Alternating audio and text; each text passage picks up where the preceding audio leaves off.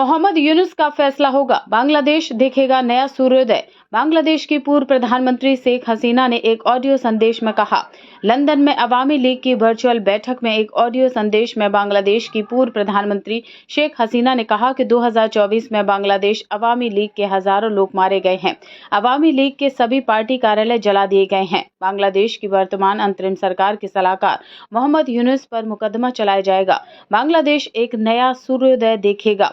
15 अगस्त बांग्लादेश के लिए एक निंदनीय अध्याय है। इस दिन शेख हसीना ने अपने पिता बंगबंधु शेख मुजीबुर रहमान, मां और बहन को खो दिया था। फिलहाल बांग्लादेश में मोहम्मद यूनुस के नेतृत्व में अराजकता चल रही है। शेख हसीना का दावा है कि उन पर मुकदमा चलाया जाएगा।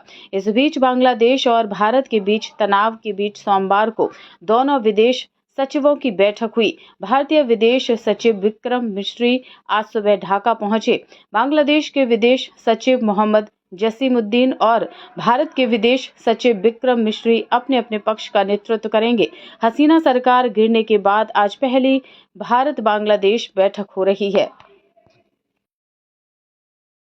মানে সন্ত্রাসী ক্যাডাররা সেটা নিশ্চয়ই আপনারা ভিডিওতে দেখেছেন। ছাত্রলীগের নেতাকে পায়নি, তার মা নামাজ পড়ছিল, তার মাথায় বাড়িতে তাকে সেখানে মেরে ফেলেছে। যুবলীগের নেতা এই মৌলভীবাজারে গত কালকের ঘটনা 7 তারিখে সেখানে আগুন দিয়ে যুবলীগ নেতার মা এবং চাচিকে পুড়িয়ে হত্যা করেছে।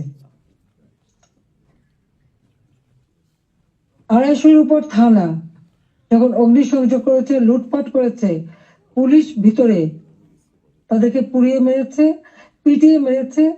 এমনকি একটা অন্তঃসত্ত্বা পুলিশ হাত পা ধরেছে যে ভাই আমাকে মারবেন না, আমার পেটে বাচ্চা। তাদের কথা কান দেয়নি, তাদেরকে পিটিয়ে পিটিয়ে হত্যা করেছে। সরকারি কর্মচারীদের উপর পর্যন্ত নির্যাতন চলছে। কর্মকর্তা কর্মচারীদের হয়রানি, গ্রেপ্তার, মামলা দিয়ে চাকরিচ্যুত অথবা ওএসডি করা হচ্ছে। এটা জানি না রিমান্ডে নিয়ে নির্যাতন করছে।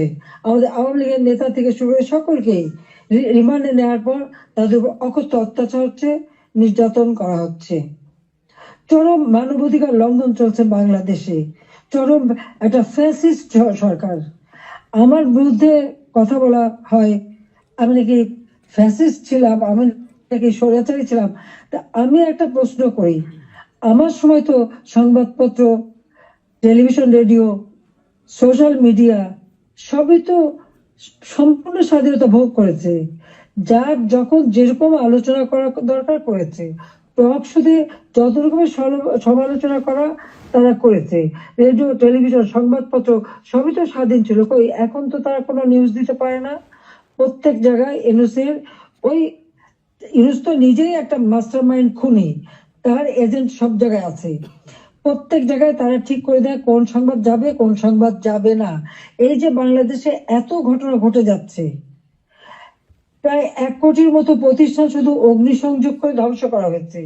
ইন্ডাস্ট্রি, হোটেল, 5 স্টার হোটেল থেকে শুরু করে কোনো কিছু বাদ যায়নি তাদের আক্রমণ থেকে। কেউ কি কোনো একটা নিউজ দিতে পেরেছে? কেউ কি কোনো সংবাদ দিতে পেরেছে?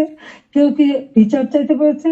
বিচার চাওয়ারও সুযোগ নেই, থানায় মামলা দেওয়ার সুযোগ নেই। মামলা শুধু সেটুকু হবে যেটুকু তারা বলে দেবে সেইটুকু। ন্যায় বিচার পাওয়ার অধিকার মানুষের নাই।